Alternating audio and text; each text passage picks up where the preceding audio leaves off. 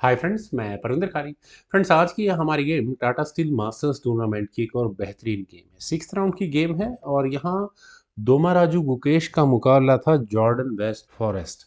Friends, चलिए game को करता हूँ शुरू। E4 के साथ यहाँ जॉर्डन ने शुरू किया। गुकेश का रिप्लाई आया यहाँ E5 का, knight F3, knight C6, D4, e takes D4, knight takes D4, then queen गई F6 स्क्वायर पर, नाइट B3, क्वीन G6 ताकि बिशप डेवलप ना हो। इनिशियल स्टेजेस में क्वीन को मना करते हैं निकालने, लेकिन गुकेश तो तैयार है बिल्कुल। F3 हुआ, देन बिशप आया D6 स्क्वायर पर, नाइट C3। और फ्रेंड्स, यहाँ इस पॉइंट पर अगर आप देखना चाहें तो बिल्कुल H2 पॉन लिया जा सकता है, क्योंकि ऐसा करने के बाद आपको ये चेक देकर पोटेंशियल थ्रेट नजर आ गई होगी। खैर, knight at G goes to E7, safety first. जब तक आपके ओपनिंग मूव्स कंप्लीट ना हो जाए, किंग की सेफ्टी इंश्योर ना हो जाए, ज़्यादा रिस्क नहीं लेना चाहिए। F4 हुआ, देन बिशप गया B4 स्क्वायर पर, नाइट पर इश्यूज हैं, लेकिन उससे पहले F5, क्वीन को हटाना पड़ा F6 स्क्वायर पर। और मैं कह सकता हूँ कि C3 स्क्वायर पर प्रॉब्लम्स बन सकती है। बिशप D3, ठीक है, ऑप्शन भी दी। देन हुआ बिशप टेक C3, वो भी चेक के साथ। बी टेक C3 होने के बाद queen take C3 check. Bishop बीच में लगा, रुक पर अटैक नहीं बना, बनेगा भी नहीं। क्वीन गई F6 स्क्वायर पर और इसके बाद व्हाइट का आया कैसल। देन हुआ D6, king H1, then bishop गया D7 स्क्वायर पर, A4, देन नाइट E5। और फ्रेंड्स, नाइट का E5 स्क्वायर बिल्कुल ठीक भी है। वेल, क्वीन E1 यहाँ पहले व्हाइट का मूव आया, knight at 7 goes to E6, then हुआ रुक B1, A5, नाइट गया C1 स्क्वायर पर। और फ्रेंड्स, यहाँ इस रुक का टारगेट क्या है? इस रुक का टारगेट है यहाँ B7 पॉन। और वैसे तो वाइट का भी अटैक अभी तो नहीं लग रहा है, लेकिन बाद में लगेगा। नाइट B4 पहले यहाँ ब्लैक ने किया और इसका टारगेट बिल्कुल यहाँ दिख रहा है, क्लियर अटैक बनता है बिशप पर। खैर, क्वीन गई G3 स्क्वायर पर। क्या ये फ्री पॉन है ब्लैक के लिए? मैं अक्सर कहता हूँ फ्री चेस में कुछ नहीं होता। H6 बेटर है, यहाँ पर ब्लैक ने किया। नाइट गया E2 स्क्वायर पर। और फ्रेंड्स, यहाँ इस पॉइंट पर ब्लैक की तरफ से अगर मैं खेल रहा होता तो डेफिनेटली सी पॉन पुश की ऑप्शन को ज़्यादा बेहतर समझता, लेकिन यहाँ जी पॉन पुश किया गया। और फ्रेंड्स, गुकेश का यही वो मूव था जिसमें उन्होंने इस गेम में अपनी ग्रिप को बहुत स्ट्रांग कर लिया है। फॉरेस्ट ने यहाँ एनपेसेंट किया एफ टेक्स G6, और ये रुक डायरेक्टली क्वीन पर है, तो क्वीन से ही पॉन को लिया जाएगा। आप कहेंगे यार, जो मैं पॉन एडवांटेज की बात कर रहा था वो तो हुआ नहीं। Queen takes G6, queen exchange asking है, करनी चाहिए थी, शायद करनी चाहिए थी, लेकिन जो नहीं करना चाहिए था वो यहाँ फॉरेस्ट ने किया। उन्होंने यहाँ अपनी क्वीन को F2 स्क्वायर पर प्लेस किया, और ऐसा करने से प्रॉब्लम क्या थी? क्वीन ज़्यादा बेहतर थर्ड रैंक में ही वर्क करती, क्योंकि ऐसा करने के बाद नाइट टेक्स D3, सी टेक्स D3, और एक पॉन का नुकसान अब यहाँ पर हुआ, नाइट टेक्स D3।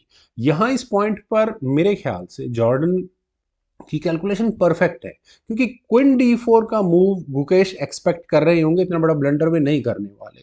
नाइट और रुक पर दोनों पर अटैक है, लेकिन जिस चीज की कैलकुलेशन यहाँ जॉर्डन ने नहीं की थी वो था रुक के G8 स्क्वायर पर जाने वाले मूव का। क्योंकि अगर उन्होंने ऐसा किया होता तो वो इस चेकमेट का पूरा ध्यान रखते, जो आने वाले समय में चेकमेट होने वाली है। इसका डिफेंस डिफेंस करने में एक मूव वेस्ट हुआ, नाइट G3 स्क्वायर पर गया, और इतनी देर में यहाँ पर मुकेश ने अपने नाइट को बचा लिया C5 स्क्वायर पर। नाइट का C5 स्क्वायर पर क्यों?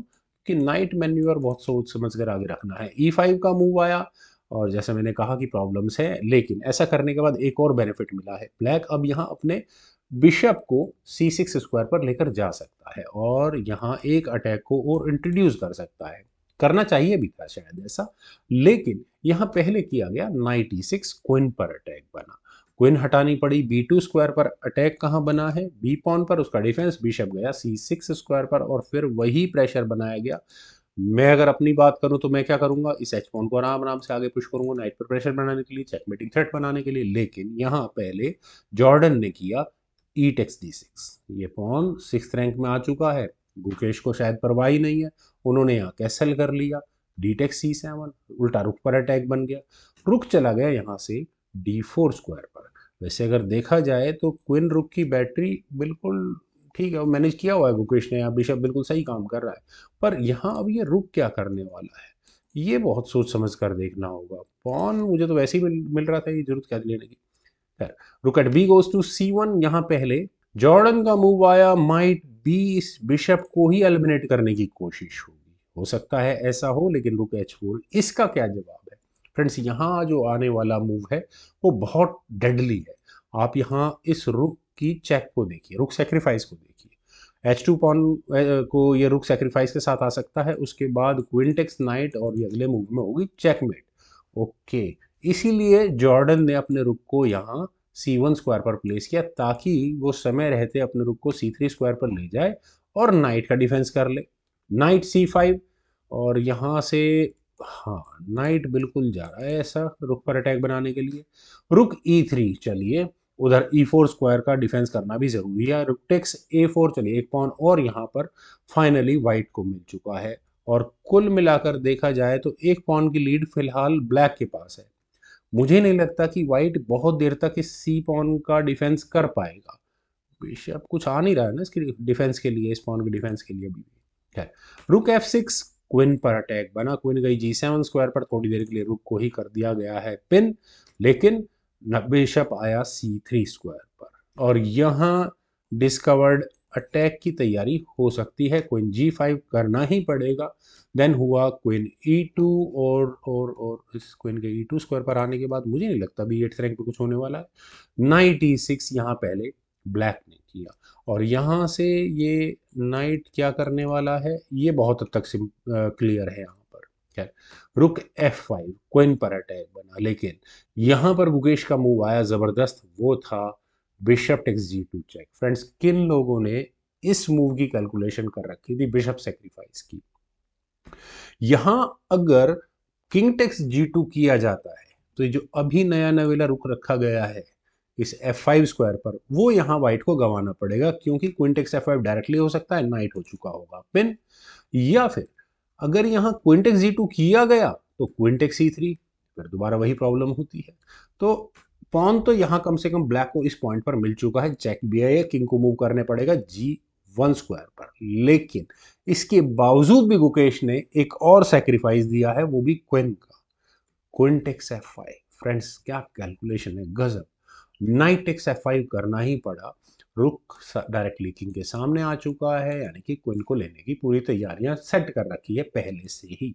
बिशप F3 चेक, किंग गया F2 स्क्वायर पर, bishop takes E2, knight E7 check. Friends, क्या गुकेश इस फॉक को भूल गए? गुकेश भूले या ना भूले हो, मैं जरूर भूल गया था। वेल, किंग टेक्स C7 ही एकमात्र ऑप्शन है, डायरेक्टली नाइट टेक्स G8 मुझे नजर आ रहा है, लेकिन जॉर्डन ने यहाँ पहले दी एक check, bishop E5 check.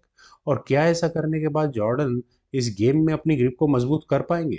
King गया यहाँ से B6 स्क्वायर पर, फर्दर चेक आती है, लेकिन किंग बिल्कुल सेफ होकर बैठ जाएगा ऐसे स्क्वायर पर जिसका कोई इलाज नहीं होगा। नाइट टेक्स G8, देन हुआ बिशप H5, बिशप बचा लिया गया है और जरा करते हैं आफ्टर मैथ। एक पॉन यहाँ व्हाइट के पास बचा है, 4 पॉन नहीं, 4 नहीं 3 पॉन, क्योंकि नाइट टेक्स H6 हो गया, 3 पॉन यहाँ ब्लैक के पास है। Night C5, then king move हुआ G3 स्क्वायर पर, नाइट से आई चेक, किंग मूव हो गया F4 स्क्वायर पर, देन बिशप G6। और फ्रेंड्स, मुझे एक्सप्लेन करने की जरूरत नहीं है, फाइनली इस मूव के बाद अब चूंकि कुछ हो नहीं सकता ज़्यादा वाइट के पॉइंट ऑफ व्यू से, तो यहाँ फाइनली जॉर्डन को रिजाइन करना ही पड़ गया। फ्रेंड्स, गुकेश की क्या ज़बरदस्त वापसी रही इस टूर्नामेंट में और ये शानदार गेम उन्होंने खेली, खासकर क्वीन सेक्रीफाइस, उससे पहले बिशप सेक्रीफाइस, काबिल तारीफ था। मुझे उम्मीद है आप सभी लोगों को भी ये ज़रूर पसंद आया होगा। तो आप लोग वीडियो को लाइक, शेयर और यूट्यूब चैनल चेस गुरु को अब तक सब्सक्राइब नहीं किया तो प्लीज़ ज़रूर करें। आपके कमेंट सजेशन का मुझे इंतजार रहेगा। Thank you for watching and bye for now.